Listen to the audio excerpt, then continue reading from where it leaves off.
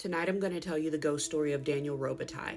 Now this is one of those ghost stories where the dead don't stay dead, so let's go ahead and get into it. Now the image shown behind me is a photograph of a young Daniel, and Daniel by all accounts lived an exceptionally charmed life. He grew up the son of a previously enslaved couple that made their fortune creating technology that was used in the mass production of shoes, and as a result, he got to enjoy all of the trappings of the wealth that came with it. He had all the best clothes, went to all the best schools, and mingled with high society on a regular basis.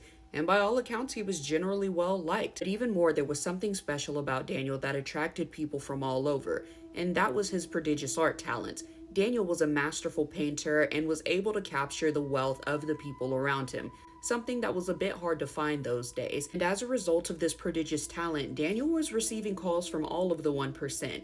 Every single person wanted Daniel to capture their likeness and of course capture and document their wealth. And Daniel was able to make a really good living making his art. He grew a name away from his parents and was able to stand alone in his own right, and this made him quite popular. Even better for Daniel was that a lot of his subjects ended up being repeat customers, and they would call him and commission him to paint different members of their families.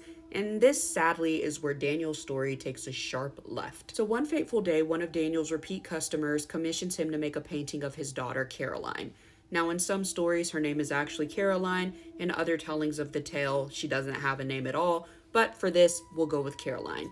And of course, Daniel agrees. One, because the sum of money is quite substantial. And two, because Caroline is smoking, like she's hot.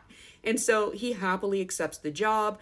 But this is where things tend to unfold even more, because as he's painting Caroline, he begins to fall in love with her. And what's worse is that she begins to fall in love with him too. It's very Jack and Rose. It's not supposed to happen, despite the fact that Daniel is rich and wealthy and comes from a good family on his own.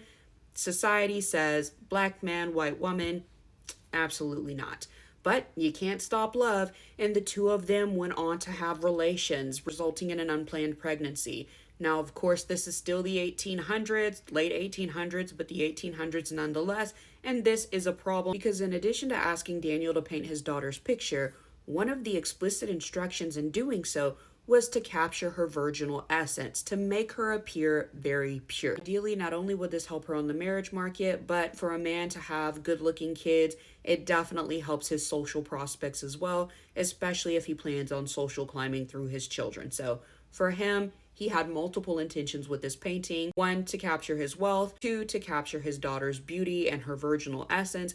And three, to maybe subtly flex on other wealthy men of the time and possibly use her to make a business agreement in the form of marriage. But that does not work well when your daughter is knocked up by the black painter you hired to capture her virginal essence. I will say that again. Her virginal essence doesn't look good, does it, when she's pregnant? Now, of course, her father couldn't let that slide. So what did he do? He plotted revenge. Now, of course, as a man of means, he would never bother with getting his own hands dirty. So what he did was hire a gang to do the dirty work for him. Now, I forgot to mention that this story takes place around Chicago during the 1890s. I know I mentioned the year, but I didn't mention the location. So all of these events are taking place in Illinois. So back to the story. Now, the gang this man hired to take care of Daniel definitely took some creative liberties in how they dealt with him. So the first thing the gang did to poor Daniel was make him flee, and they chased him all night until he could run no more. The second thing they did to poor Daniel was cut off his right hand, and this was deliberate. This was intended to punish the artist who used that hand to create. The third thing they did to poor Daniel was find an atrium nearby. Now, this atrium was filled with trees, and these trees were filled with bees who had their hives there.